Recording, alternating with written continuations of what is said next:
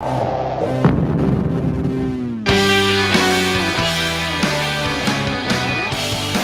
good afternoon, everybody. Welcome to this Thursday, the 15th edition of Good Afternoon Michigan Football.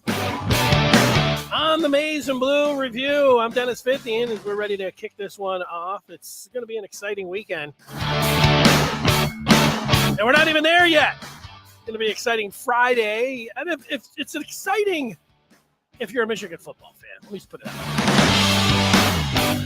And most of you tuning in to a show called Good Afternoon Michigan Football, you are Michigan football fans, so you should be excited. Today's show is a good one.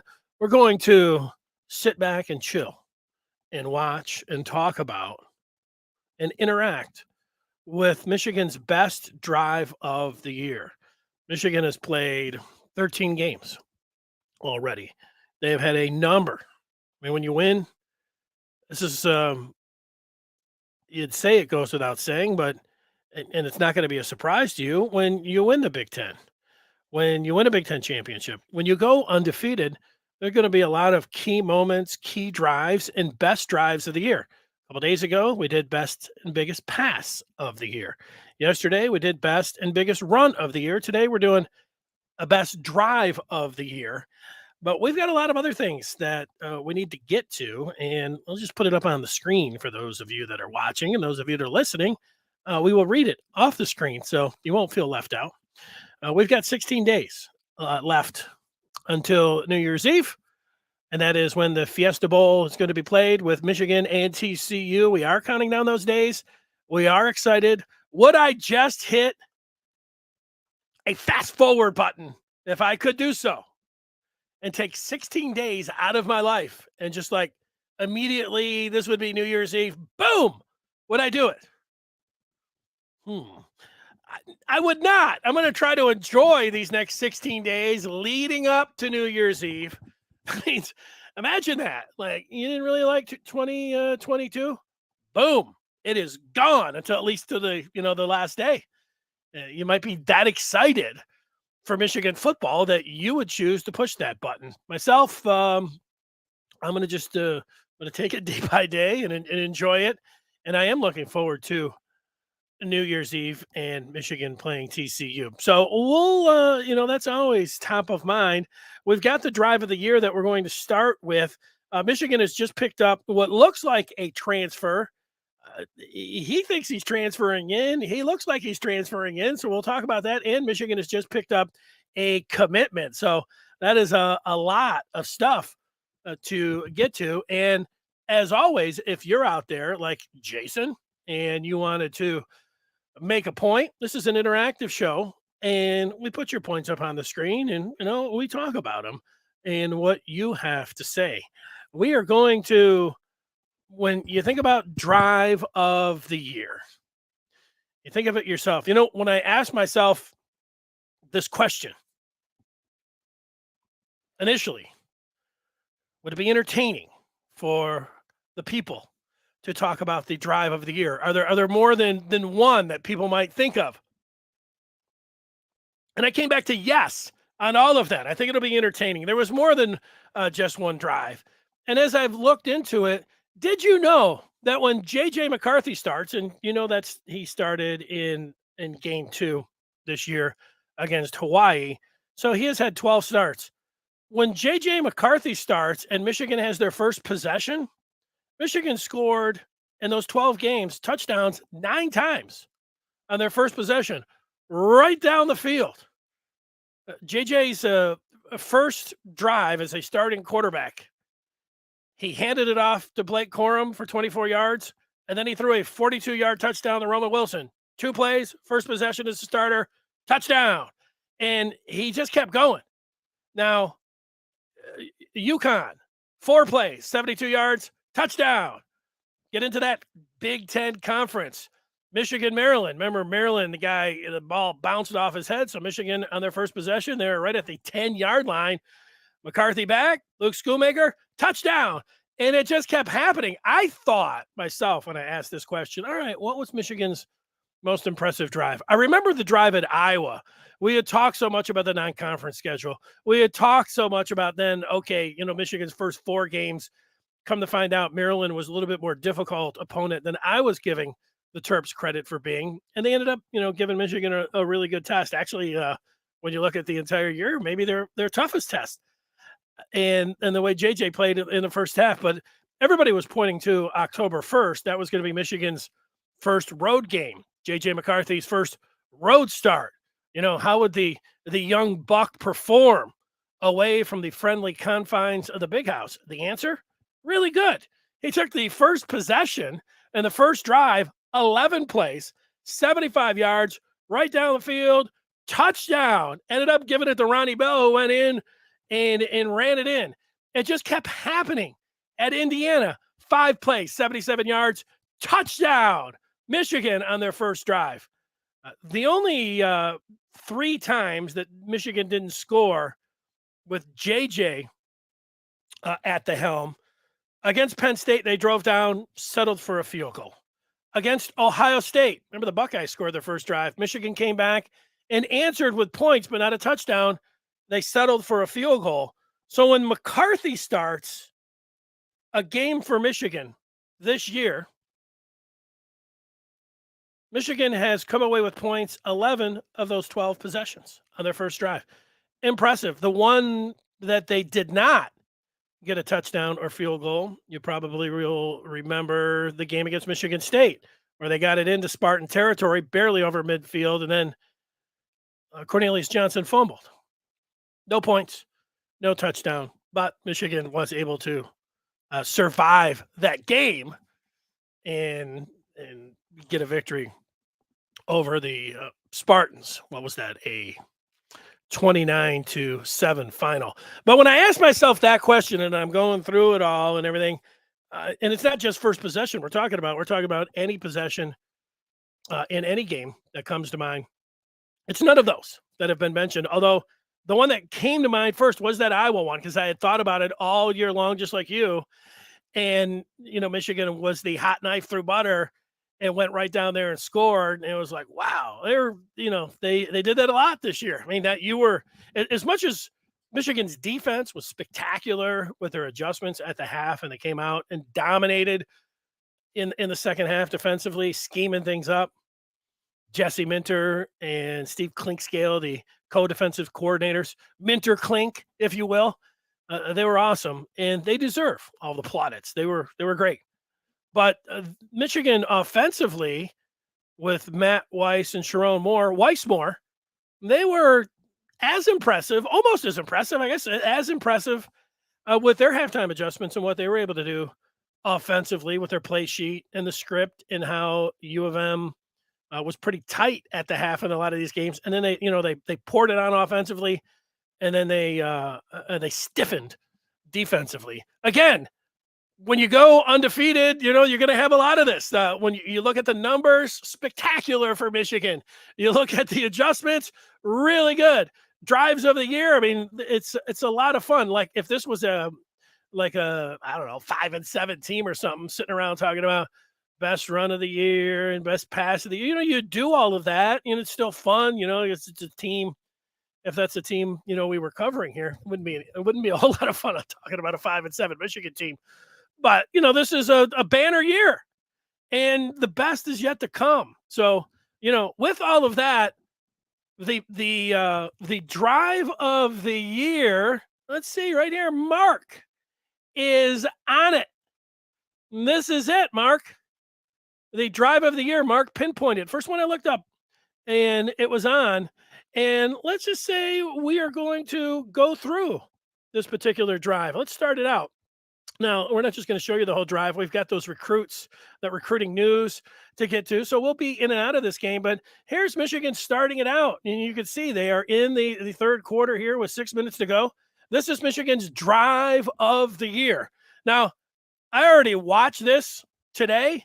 And what I can tell you here is that to this point, the first thing that Gus Johnson says is that Michigan has thrown the ball more than they have run it in this game. They had thrown the ball 20 times and only ran it 15 times. Another note on this drive is that as you see some of the highlights for the game here and the big plays, J.J. McCarthy with 3 plays of over 45 yards or more already to this point in the game. And that was the most in Michigan and Ohio State history for a U of M quarterback. So he is already, as he takes it around and gets a first down, J.J. McCarthy, had already done something. Here it is, 3 passing TDs of 45 yards or more, most by a Michigan player in the series history. Michigan hasn't won this game yet, and here's McCarthy already with an A-plus game, doing something that no other quarterback has ever done in series history. Amazing. 3 touchdowns, no interceptions, already 263 yards. Michigan with a clean set of downs here. They end up surgically going down the field, running and throwing with an excellent mix. Here was a surprise. I think Donovan Edwards is going to get involved here coming up shortly. Here's JJ tucking it and running it, diving towards that first down marker. That's what they say, kids. Let's get ahead of the chains. You on first down, you run it for 9 yards, 9 yards. That is getting ahead of the chains. And that's what happened here. Donovan Edwards had only, to this point, by my count, had run the ball for 21 yards in this game. And he ends up with, what, 200, over 200? But only, and here he is fighting, can't run between the tackles. Here he is running between the tackles, finding daylight, getting Michigan an extra set of downs. It's really, what you talk about, drive of the year. That's what we're talking about right here. It is, it's really something. Also involved in this particular drive, you have a little bit of controversy with a timeout and Harbaugh. It takes a long time, but also involved is a play that will live in Michigan fans' minds forever, and that's with a linebacker throwing on a 3rd and 1, a jump pass. So that's forthcoming as well. So, there's a lot of exciting things. I don't know. Did they have any negative plays? Here's Donovan Edwards. And, we think about him. The Edwards was nominated for biggest run of the year by me, 75 yards for a touchdown that happens later in this game in the 4th quarter. But here he is in this drive getting and picking up a short yardage first down. Here he is running between the tackles, banging into and dragging some would-be tacklers, to set up a 2nd and 1. And this is it. It's a nice play sheet. If you're Weissmore, whoever is, calling the play here, you have the world's your oyster, the play sheet. Call whatever you want. You want to take a deep shot like he does right here to Andrell Anthony? Take it. Even though it looks like they weren't on the same page there. Very aggressive. That's an aggressive play call. Bomb down the middle. Going to Andrell Anthony. You like that? Let's see the route here. Simple move. We know that Antoine didn't like that. He wants 3 or 4 moves, and then it'll work for Michigan. I'm just joking with Antoine. He's already talking about route concepts. What's this? 3rd and 1. They're just going to plow this one up the middle. No, they are not. A jump pass. A blind jump pass by Khalil Mullings. Look at it. Khalil. Look at how cool he played it. It was like, oh, yeah. I had Schoonmaker. Did he catch it? This thing work? Michigan jumping around. Everybody, here's the slow. This is it. This is the best part of it here. You can see him just popping up above the scrum there and finding Schoonmaker for the first down. Here's a better view. Another view, I should say. Jump. And Ohio State had no idea what was happening there forever. Remember that. They're still slapping his helmet saying, what's up? Yeah. I think you knew it at that point. Everybody's pretty fired up. Donovan Edwards again, slamming it forward for some more yards. Excellent drive. We'll continue. We'll put it up on the screen, and we'll have it here for you. as they move it down. Let's just pause it right here and just this has been a pretty exciting drive for Michigan as they take it down the field and ultimately score on this drive of the game with just a 4-point lead. It goes from the third quarter into the fourth quarter, and Michigan masterful on this drive that earns them drive of the year as they beat Ohio State. All right, other news for Michigan. Here is a recruit that Michigan landed, and this just happened.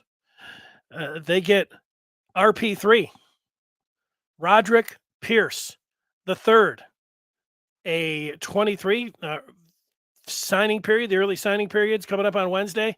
Michigan picking up a 4-star defensive tackle, a former Wisconsin commit. He was down to Illinois and Michigan. He had offers from Auburn and Texas, but he elects to go maize and blue. And great get. In Michigan yesterday, we were talking about them being on the outside looking in, the team ranking for rivals in the top 25.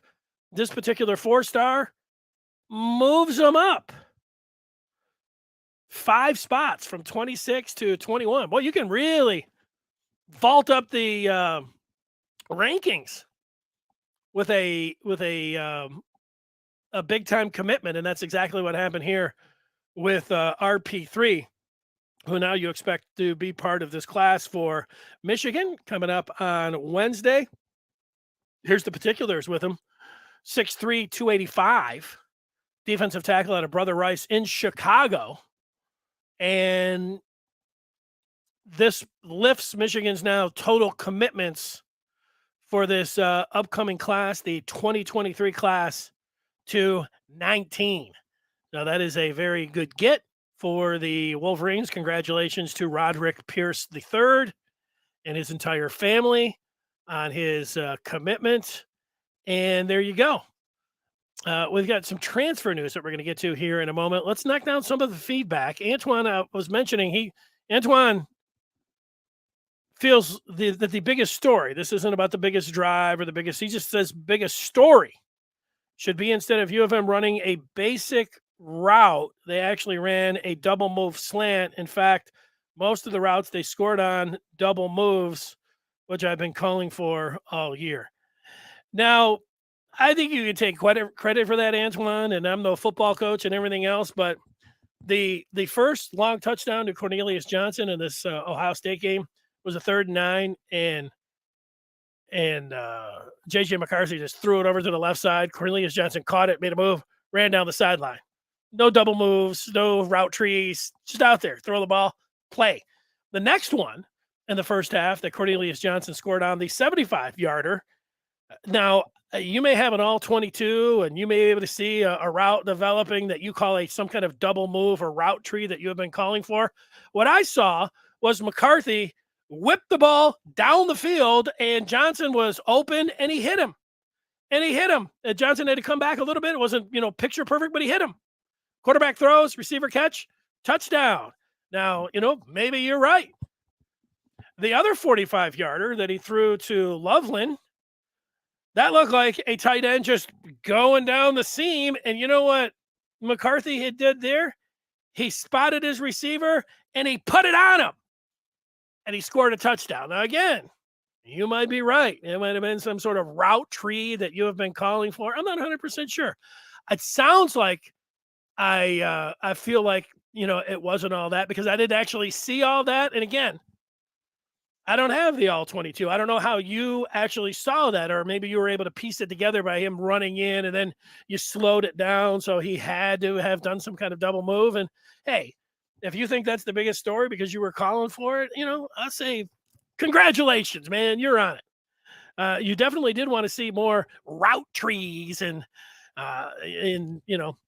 more sophistication from the wide receivers. And that was a big buzz from a lot of Michigan fans, including yourself, that were on that. But I think about like Purdue, the 25-yarder to Colston Loveland that J.J. McCarthy found to open up the opening salvo in the Big Ten title game. That was no complex route tree or anything else. You know what it was?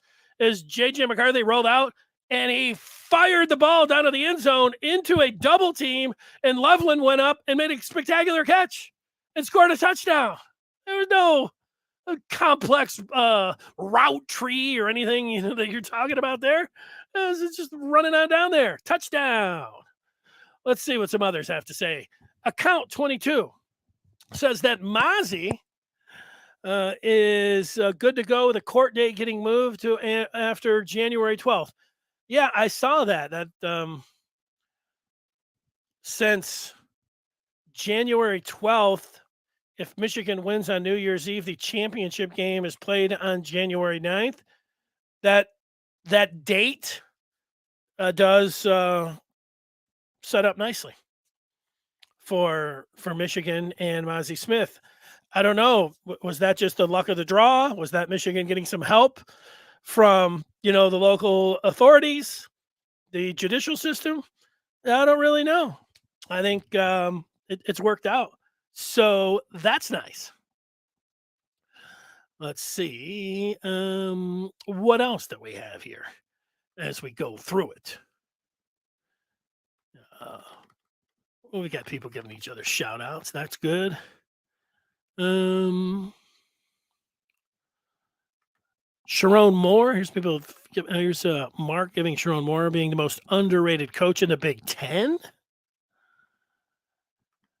Rob saying that U of M should just hire Gus Johnson. He does the games anyways. I mean, there was a stretch there that Michigan and Joel Klatt was,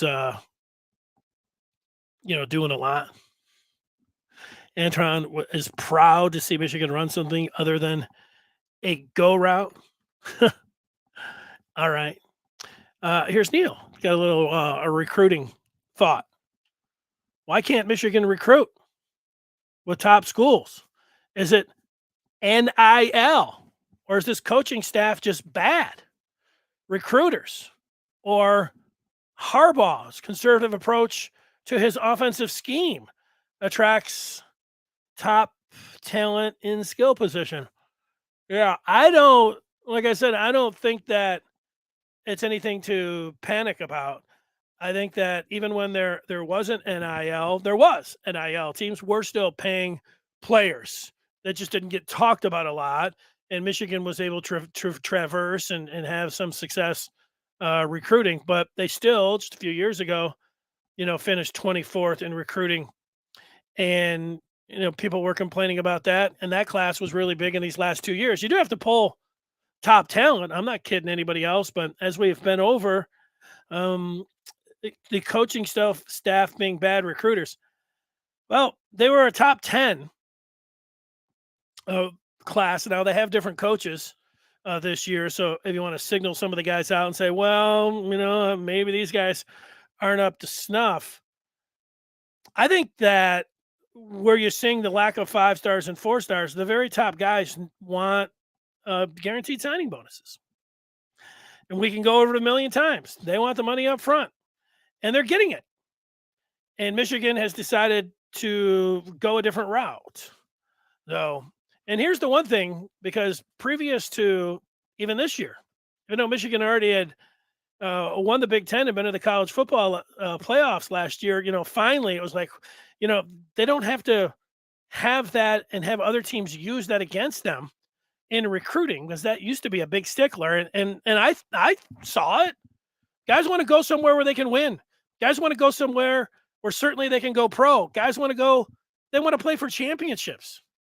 And previous to the last 2 years, that was a sticking point for Michigan. But now what's being tested is the old saying that winning takes care of everything. It takes care of everything, but recruiting 5 stars and 4 stars with name, image, and likeness, apparently. So I'm not panicking about it.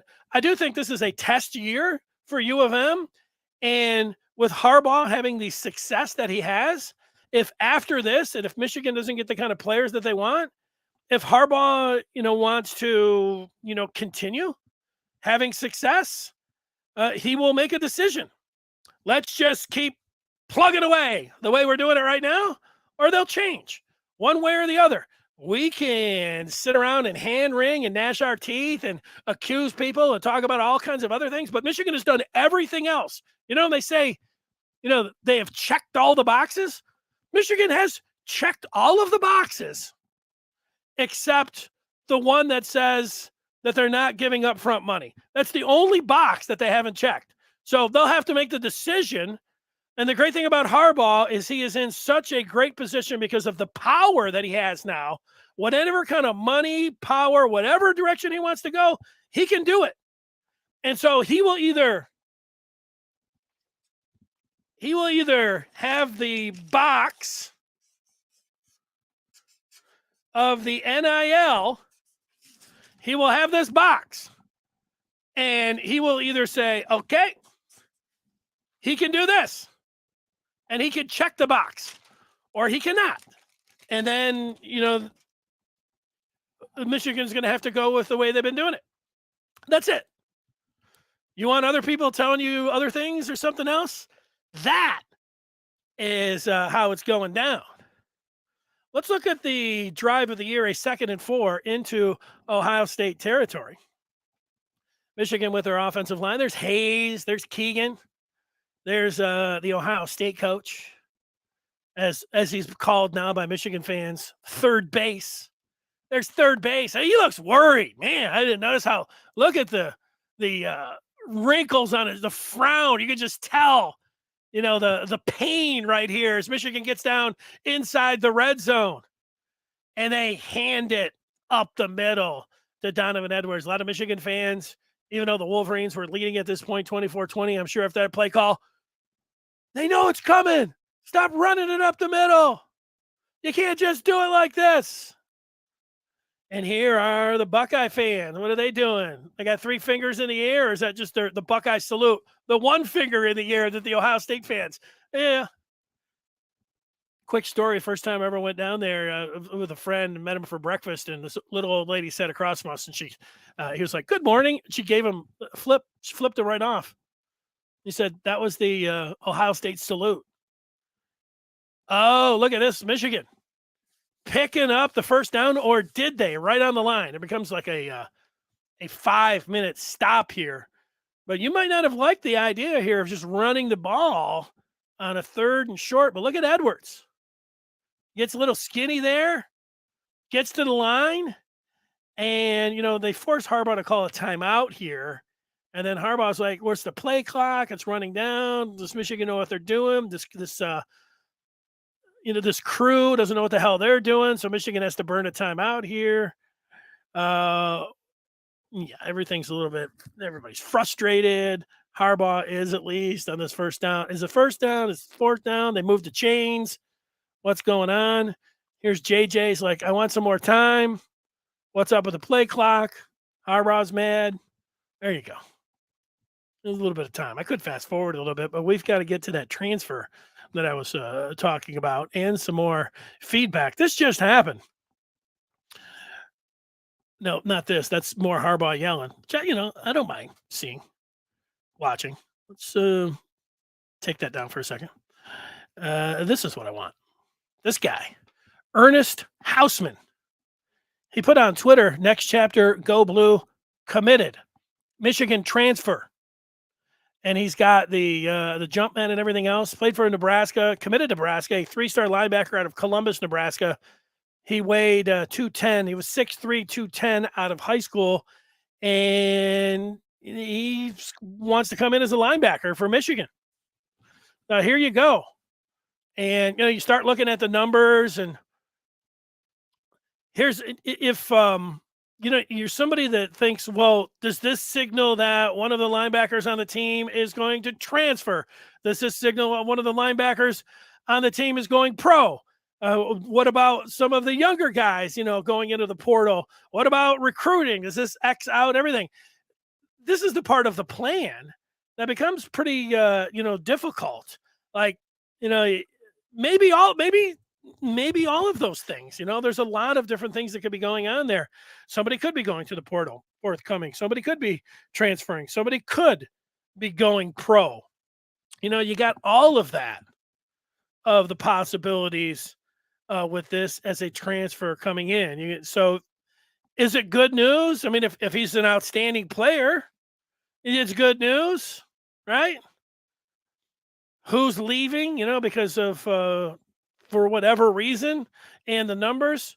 Now, I know it's all going to get sorted out, and it's all going to get sorted out, but I know you want those answers right now.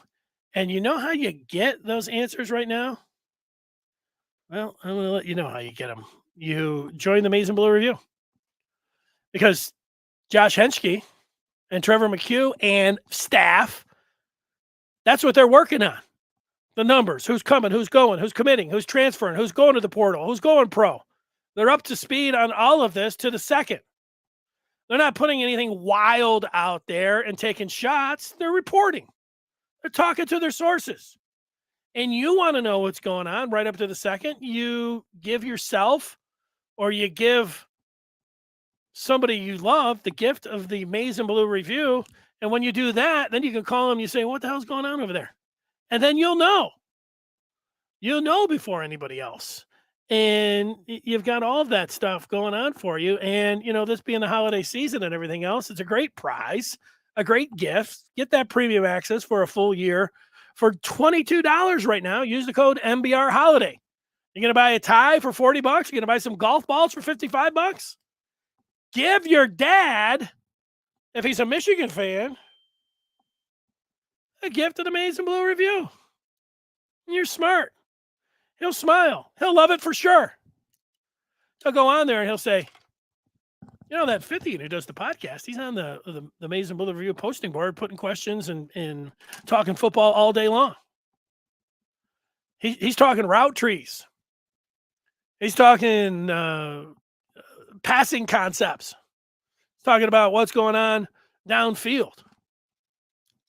Let's get to some more of the recruiting and some of the feedback here. I want sometimes, I forget where I'm at. We'll start with Rob, who's talking about the Don without the cast is going to be running some wheel routes.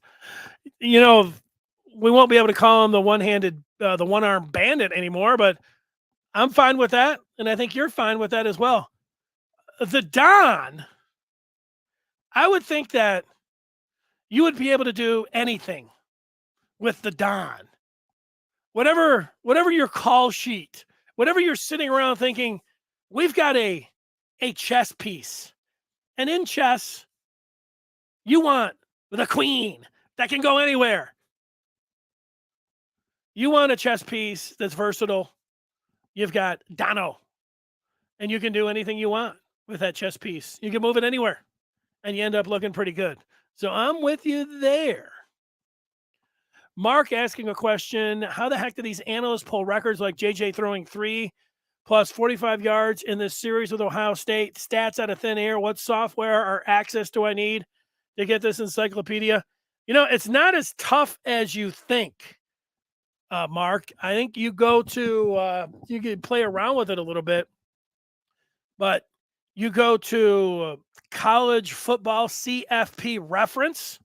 College Football Reference, they've got a page where you can put all kinds of different,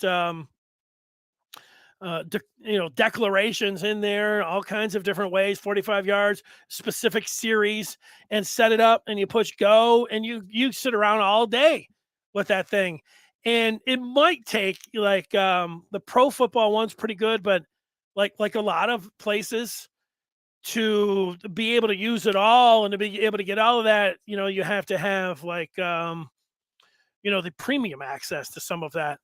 And you might have to have that from College Football Reference, but you can also do a lot with it. Who you can put an age in there, you can put 1,000 yards, you can put games. I mean, there's a lot of different labels and things you can put on there, to fit. So it's not Joel Klatt that's sitting over there on College Football Reference.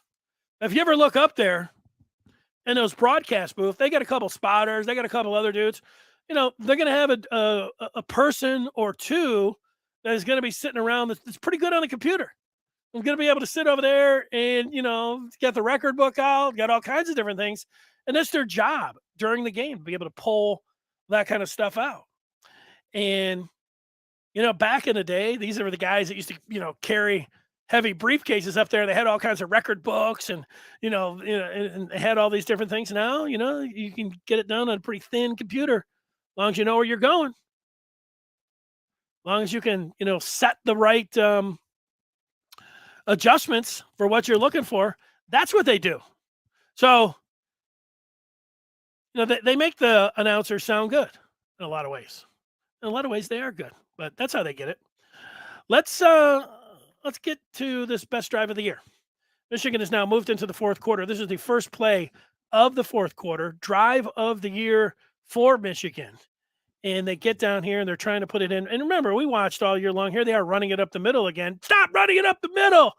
What's Weissmore doing? Why is Harbaugh playing so conservative? These are things that might be running through your head. There was a time before, I don't know, until Rutgers that they kind of figured it out. Michigan's red zone touchdown offense wasn't spectacular. And, scoring touchdowns rather than kicking field goals. That's how you're going to beat Ohio State. That's what a lot of people were saying, myself included. This is a 2nd and 11 that we're looking at here on the screen. And so 2nd and 11, is Michigan just going to run it up? No, they're going to take a timeout. I'm going to say it's a good timeout by Jim Harbaugh. They're looking for a certain look. And I don't actually remember the play that they run here, but, they're going to talk it over a little bit. Ultimately, this one ends up with the drive of the year, but J.J. McCarthy putting the team on his back. Already we've seen in this drive, J.J. throwing it, J.J. running it, and Donovan Edwards has been featured a lot, picking up some key third downs. And then a 3rd and 1, you had one of the great plays in Michigan football history with the jump pass from Khalil Mullings. There's Mike Seamer still getting everybody fired up on the sideline. Agent Zero has indicated that he's coming back for next year. He makes a big play coming up in this game when he knocks it away from that tight end on a key 3rd down. They're 2nd and 11 on the drive of the year for Michigan. Do they decide to just run it right up the middle here after they've been able to talk about it after a timeout? They must have some kind of play really cooked up here. No, they're going to go play action. Oh, man, JJ's in trouble. Look at, he spins away and incomplete. That could have been a huge loss. It's 2nd and 11 there. He takes a sack. You're talking about, 3rd and 25. That's a 5-star and 9 chasing him down. To be able to just get away, those guys, I think they had 2 guys right there coming after him that weren't even blocked. So they bring the house. This is the Ronnie Bell play. This is one of the most underrated plays of this game because this is a 3rd and 11 for Michigan. And, kicking a field goal, going up 7, sure, that's good. You're going to do a little bit of clap here. But, yeah, they even show Ronnie Bell. And JJ gets a little bit of time, but he's got to run. He just heaves it up there for Bell. And there it is. The flag comes out. Now, there was some hand fighting in here, but number 4, the defensive back, he just doesn't play this well enough. Whereas it's almost like taking candy from a baby because if he has the hand fighting and he locates the ball and he turns his head, I don't know if he's going to get the flag here, but the ref had no other choice but to throw it. You might, I know Ohio State was talking about uncatchable and everything else, but when you look at it, this DB does not locate the ball. He's there. If he turns, heck yeah, that was catchable. But if he just turns and locates that ball, I think you could get away even with that hand around him. But instead, JJ knows with the fist pump. That's going to be half the distance, and now Michigan's going to have a first down, and they're going to continue. That fan knows it as well. Big play. Ohio State doesn't like it. They're crying. But they don't have really a leg to stand on here. Michigan set up 1st and goal. Bring in a big fullback. This one's going to be right up the middle. Right up the middle. Not happening. That's Harbaugh. You knew that was happening. 44 who ends up getting pancaked in this game by Huntingford. He's a hell of a player. He was in there on that one. Is Michigan just going to be able to run it up the middle? Wow, taking Donovan Edwards out? I don't know about that. I don't know about that play call. We'll keep some of the feedback as we keep it going here. We definitely want to see what's going to happen on a key second down on the drive of the year for Michigan. I just hand it off again now. Little rollout. Ooh, just a little bit too tall for Loveland. Gash was in there. Somebody was talking about Isaiah Gash yesterday. And one of the biggest catches of the year, the fourth down against Illinois. There's Loveland, who was out in the flat. Almost could have caught that one. That would have been a hell of a play. Bringing on the one-arm bandit again. 3rd and goal. I don't know how many, where are my keys? I don't have them. I was going to start jingling them. This is, Drew Henson ran the ball last time Michigan won in Columbus. Drew Henson, if you'll remember, ran the ball down in the horseshoe. What does J.J. McCarthy do on 3rd down? He runs it in for a touchdown. Shades of Drew Henson. Michigan gets the score there. I have to tell you how big that was. Drive of the year. He's pumped. Keegan's pumped. Zinter's pumped. Fans waving to the Ohio fans. Get back on the sideline. Ooh, those Ohio State fans don't like it. See the posture. Not good. This was run all the way. Is Donovan Edwards going to block? He does. On big 44. 44 is supposed to be like a great, not just like some good player. And he kind of doesn't seem like he had he kind of seemed like he was a little too tall there. He's supposed to be down in some stance, fighting, pushing guys back, making a play. Look at that. All the way around. J.J. McCarthy, 3 touchdowns. Now, 4 touchdowns, 1 running. Put Michigan up 10, make it 11. On the drive of the year for the Wolverines. Here it is again. JJ crashing in. 14. Can't tackle. 15 plays, 81 yards, 751 with a 4-point lead. Let's check that NIL box. Getting it done. That's the drive of the year for Michigan. Let's get back to some of the feedback here. And we get to account 22. He's had a nice couple days here. Nice run on Good Afternoon Football. Recruiting seems to be working well. 13-0.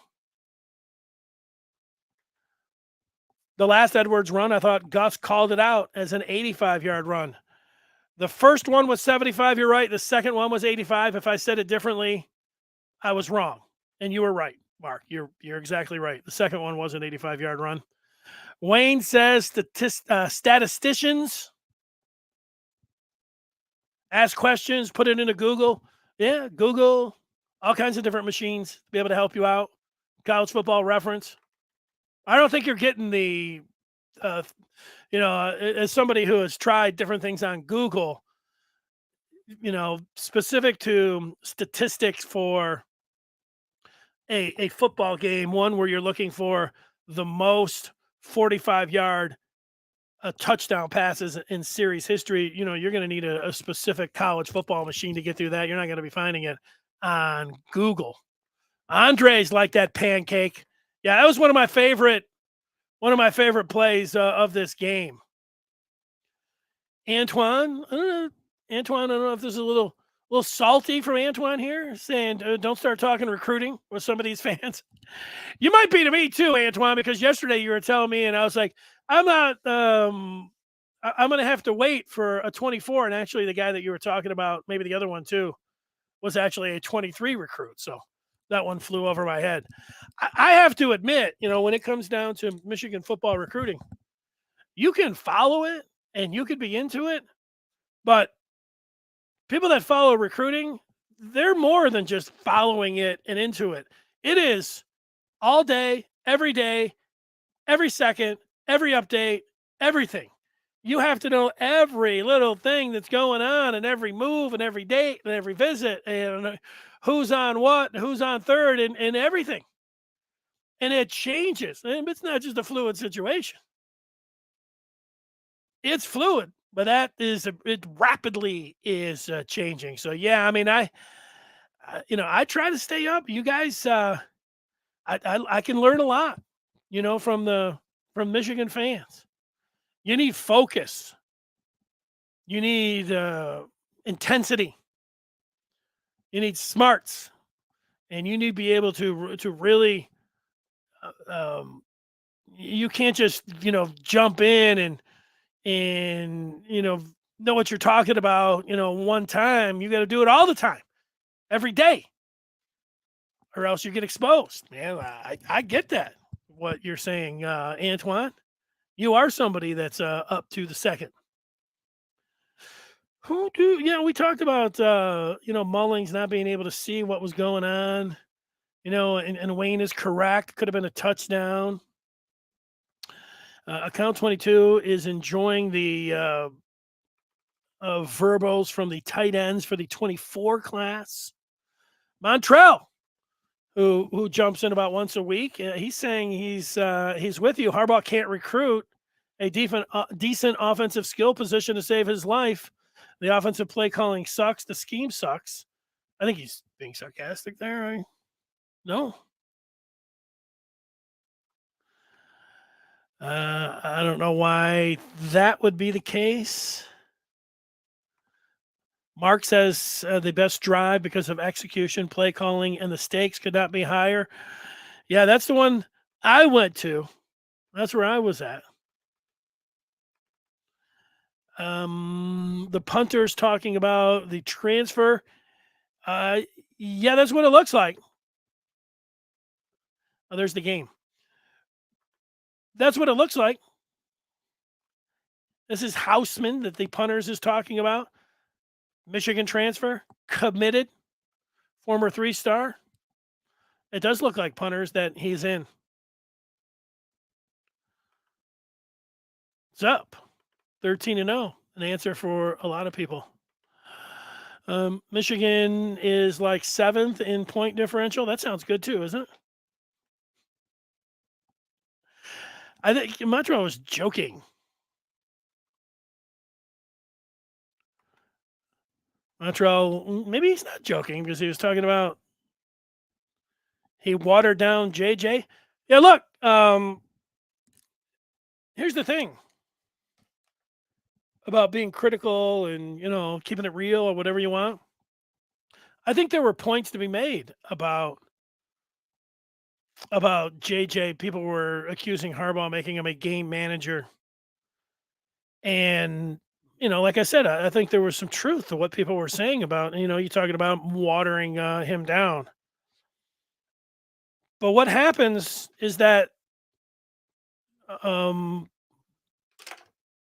Montrell is they go out onto the field and they get to play it out on the field. And how you would have done things for the previous, 12, 13 games, you would have, ran a lot more. Antoine would have put in a lot more route trees, and hell, I think I would have thrown the ball a lot more myself. If I was in charge, I wouldn't have gone to some of the trick plays Harbaugh did. But here's what we can say about his plan. It worked. And here's the thing about McCarthy. You could say, well, he should have done this and done everything else. JJ McCarthy played his best game in the biggest game. When they needed it the most, he played great. And you think he could have played any better against Ohio State? You're talking about watering him down? You're thinking, you're going to just say Harbaugh got lucky? Like, if it didn't work and Michigan lost to Ohio State, the things about watering him down and game manager and Harbaugh's too conservative and he telegraphs his plays. Like I said, there's some truth to some of that stuff. And if it didn't work against Ohio State, we could be sitting here talking about Michigan, they just when it comes down to the big boys, certainly when it comes down, but they were able to. What happens is that, like when I played basketball out on the playground, and I'm out there, inevitably, because I'm a little bit older now, I'll get some young buck come over and walk up and say, let's play with my ball. He'll walk over. He hadn't won the game yet. He'll be walking over and he's got this nice ball and he'll hand it to me. Let's play with my ball. You know what I do? I take his ball and I throw it off to the side. And I say, guess what? When you win, you can go ahead and use your ball. Until then, we're using this one. Then I might spin it on my finger, and I might purposely just take a jumper on him right off the bat if he's guard me, and I might say something about, that ball's pretty nice. The point about this is that you can talk all you want, and you can have some criticism, and when it's warranted, but the ball don't lie. And when you win, Montrell, what are you complaining about? Like, the thing is, like, it was fine to have your opinions. Like I said, I wasn't just sitting there in lockstep with Harbaugh all year long saying, oh, boy, he really knows what he's doing, man. He's really got this thing down. But in the end, when he beat Ohio State, when he backed it up with then validating it in Indianapolis and won that, you know what I said? And credit goes to Harbaugh. And if you don't want to say ball don't lie, you know what the other thing you do? You look at the scoreboard. Here's what Harbaugh is saying to you, Montrell. Just go ahead. Go ahead and give you what Harbaugh is saying. He doesn't have to be here, but here's what Harbaugh has to say to Montrell. The first one is 45-23. That was the score of Michigan over Ohio State this year. You know what else, Montrell, Jim Harbaugh says to your criticism of him watering down JJ and wanting to go to triple and more? He says 13-0. You don't like that? That's what he wants. Get some more feedback up here. Get some more from Montrell. He's coming after it. Montrell didn't like the third. He thinks Michigan should have won by more points this year. He wanted to beat Illinois by more, maybe.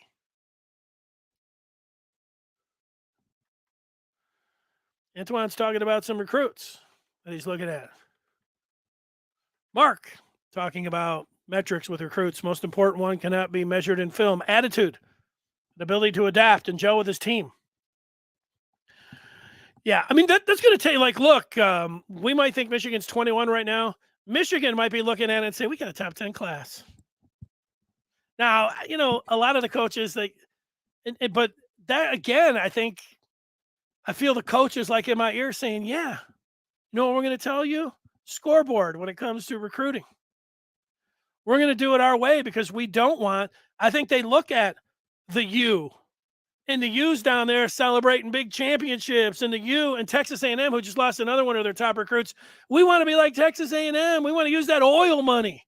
We want to bring in the number one. We want a recruiting national championship. Texas A&M won the recruiting national championship last year. You could have been a recruitnik and a fan of the Aggies, and it was a banner year for you. Like, man, we got Walter Nolan. We got all of these guys. Look at Jimbo is just bringing them in. This is the most decorated class. He's telling Saban to go to hell. How'd that work out for him? Now, look, in the U, they're out there.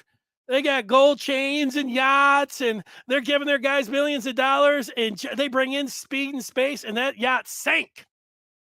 What was the U this year? They were terrible. So there's the flip side. You could just, cash. Pay that money out. Like I said, I'm going to say it one more time. I think some selective name, image, and likeness when it comes down to the 5 stars, where you might have to change your approach a little bit if you're Michigan, like walking over to the dark side and tiptoeing over the Rubicon, doing some of that. I think they might have to do a little bit of that. But, let's not act like they got to go full Jimbo Fisher, feeling like, the Mario Cristobal and Jimbo Fisher, they got to follow in their footsteps. Here's Montreal again. He's had an interesting day here on the show. Actually, Iowa passes the ball more. That's a fact. Now, I don't know maybe I missed your point. It's hard sometimes if I'm just reading the feedback and I miss it. Let's go. Skiing. Let's see what Wayne is saying here. He's talking about skiing. Skiing sucks. You guys want a fire Hardball when he was 2-4, and now he's turned things around and they're winning. It still sucks. Yeah. Look, I mean, I don't get down on people that wanted a change. I think it was more than reasonable. I think more than half of the Michigan fans and alumni and former players, I think they wanted Jim Harbaugh after 2020. I mean, he, was going to be 0-6 against Ohio State. I mean, at some point, what are you going to do? Ward Manuel decided to, stay with him. And it was a great move. Oh, they could have went out and hired the Iowa State coach. He would have been likely the coach. And what would we be talking about? Let's go to H. Let's go to Riley, who's making it a great show. Let's see what I can get to Riley. Let's see Riley up on the top screen there. Let's see how I get to this, Riley. Sorry. I'm working on it. I'm going to it. When you get, I said this last week, but when you get 1 million now people on feedback, sometimes you just can't pop them up just like that. But we'll get to some of them here. Let's watch a play while I run through. Where are we at in this game? Well, looking pretty good. 31-20 Michigan. What'd they run here? 31-20. Oh, a little RPO, a little JJ. Sprint to the outside. And the Buckeyes. Oh, they made a tackle. There you go. Buckeyes making a tackle. Let's see what Riley has to say. Riley, one of our premier featured feedback members on Good Afternoon Michigan Football. Happy holidays to you, Riley, and your family. All right, let's see what he has to say. Riley says, do we have an issue with how we handle injuries? We have Cade, All, and now possibly Corum. Was this a problem at Michigan in the past? Well, I will go through each one of those individually. And this is what I would say to you, Riley. The thing that you're talking about, an injury with Corum and how they dealt with it, I don't know where that's coming from. I do know that there's a lot of people that cover Michigan, and sometimes they're going to listen to people, even they need to produce content because they've got a lot of people that think they like rumors and they like drama. A lot of people, they like the drama. I'm sure they're even the drama people are enjoying 13-0, but mostly they enjoy just the drama of a team and talking about injuries and things that you can't prove. And, there's going to be some drama there. So I don't know what you're talking about with Corum. I know Corum got hurt against Illinois. He came back in the second half and tried to go on it. I know that he tried to go against Ohio State. And now he had his procedure, and there is a chance, albeit a very small chance, that he could have played on January 9th if Michigan beats TCU in the championship game, although I wouldn't expect it. So I don't know if there's any drama surrounding that. I don't know what it could be.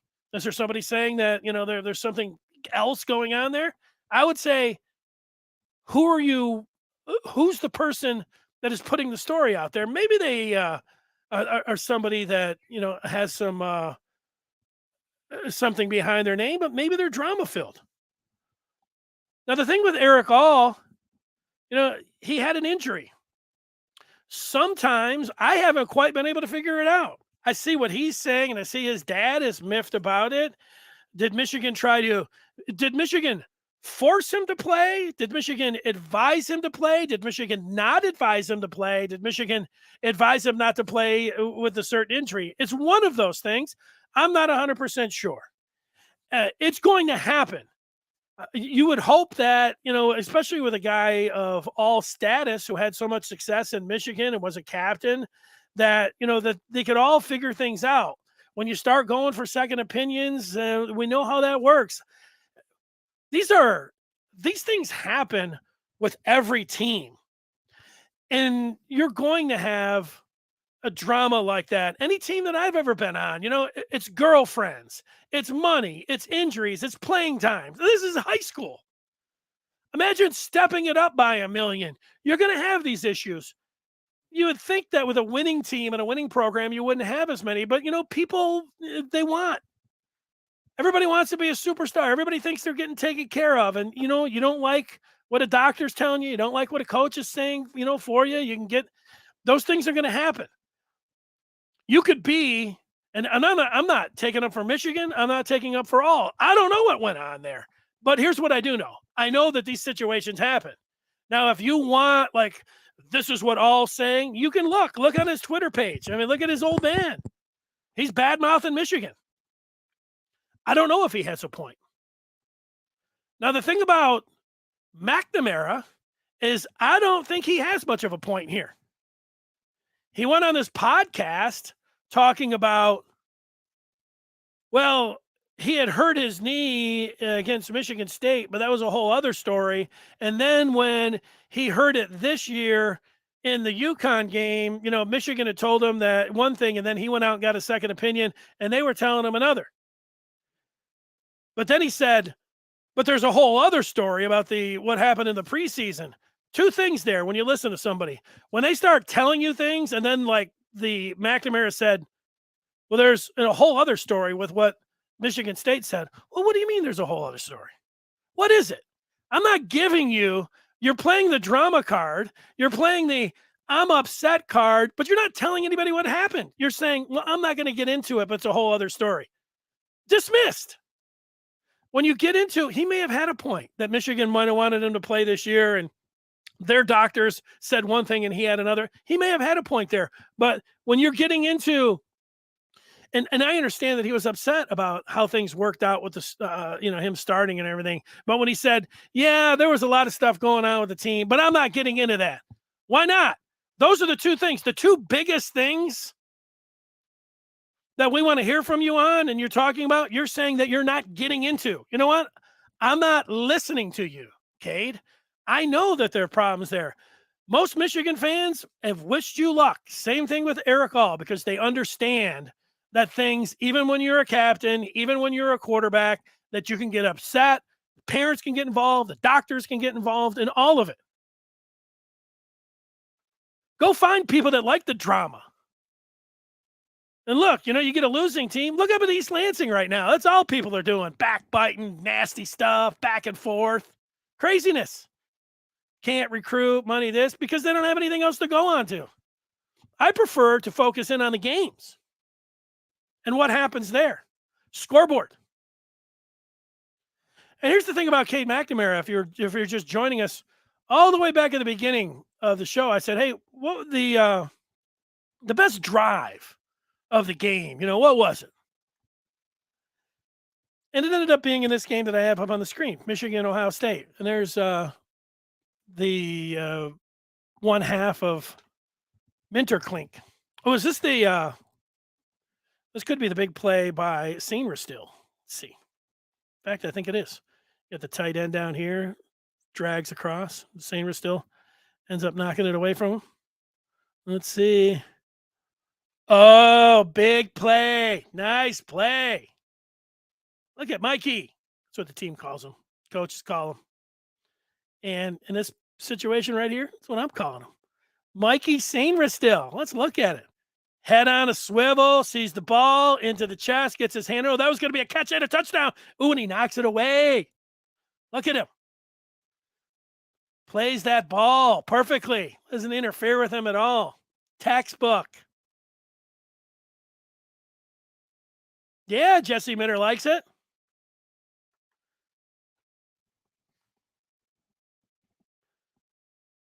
best drive of the year was in this game for Michigan. And I went through how McCarthy in his starts, 9 of 12 possessions, opening possessions, Michigan scored a touchdown. And then 11 of his 12 opening series, Michigan came away with points. The opening series of the year was Cade McNamara, who got to start against Colorado State. Do you know what Cade did in his first series and what Michigan did in the first series of the year? 3 and out. You know what Cade did in that game? He had a handoff, but then he had 2 throws. And both of the throws, they were a pair of poor throws to Cornelius Johnson. He lost it right there. He felt the pressure. It's what it looked like for me. And he was talking about, you guys don't know the whole story. Here's the story I know. Harbaugh said, look, you get Colorado State, JJ's going to get Hawaii. Going to make a decision after that. You went out there and lost the quarterback starting job in one series, the opening series, and it set the tone. That's what happened in that game. The part of me feels for Cade that way. The other part is, business is tough. It's ruthless and all of this. And, part of that is college football. And in the end, Michigan, they succeeded with the plan that they went with.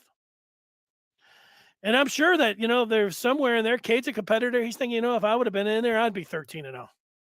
But I ask you the question, do you think Michigan would be 13-0 with Cade McNamara? I say maybe, but I'm going to say no. Of course it's maybe. I don't think Michigan beats Ohio State with Cade McNamara. I think they could have won all of the other games. Yeah. I don't think they would have beaten Ohio State. That's how I see it. So I know that's a lot of drama. Let's get more of the feedback up here. Brad says Mark Press was right. I don't know who Mark Press was right. The media was right. Jim was 0-5. If that game had happened in C-Bus that year, Jim wouldn't have a job today. I tend to agree with that, Brad, but look, when I remember I was working in Detroit for the first 5 years of Harbaugh's tenure.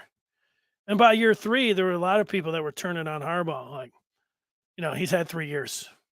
Yeah, it didn't work. Even after 2016, it was the JT Barrett play. And then the third year they couldn't get it done. It was like he had plateaued. He can win a lot. And it seemed to be a battle of Michigan fans who were like, I don't want to go back to the Rich Rod and Brady Hoke. Harbaugh's not that bad. And so they're going to stick with him through a third year, through a fourth year, through a fifth year. Through a fifth year. There were a lot of people that had turned at that point, even though it wasn't all that each could beat Ohio State. And I kept saying that. I put myself in the position of athletic director and said, would I make the call? And I said after those years, there's nobody that knows what it takes more to beat Ohio State than Jim Harbaugh. That's what I kept saying because I believed it. So you stay with them. But then when the pandemic year happened, Harbaugh just didn't look great on the sideline. Obviously, the team didn't play for him. It just looked like it was over. Sometimes it just has that look. And I know, some Michigan fans, they're never going to turn on a coach. They're always going to stay with them. And so the ones that did were able to come back and say, see, I stuck with him. And, congratulations, for those of you that were able to do that. And, some people are a little more short fused, not given as much leash. I think that, I try to be, fair on all of it. I didn't think anybody was harsh or overboard after 2020, asking to go in a different direction. And so I don't think anybody needs to say, I told all you got naysayers. Like there were more naysayers than weren't. I look at it like this. It ended up being a guy that looked like, one of Michigan's favorite sons. A Michigan man through and through. Couldn't get it done. 1, 2, 3, 4, 5 times against Ohio State. If it would have been a 6th time, maybe they would have scored 100 points. on Jim Harbaugh. Didn't happen. They stayed with him, cut his salary. And I remember in those darkest days, I was driving, I think it was on Christmas Day, probably of 2020. Season was over. Could it have been a year, probably a year before that. Because the pandemic, I wasn't going to a movie on Christmas Day. So 2019, cousins, brother-in-law, they were going to see whatever the Star Wars movie was. And that was along the way, and we were talking on the way, and it was like, this is the darkest of days, of Michigan football not being able to beat Ohio State. And I remember saying, what a story it would be if Michigan was able to turn it around with Jim Harbaugh, because nobody believed it. Nobody thought, except a scant few, that he would be able to do it.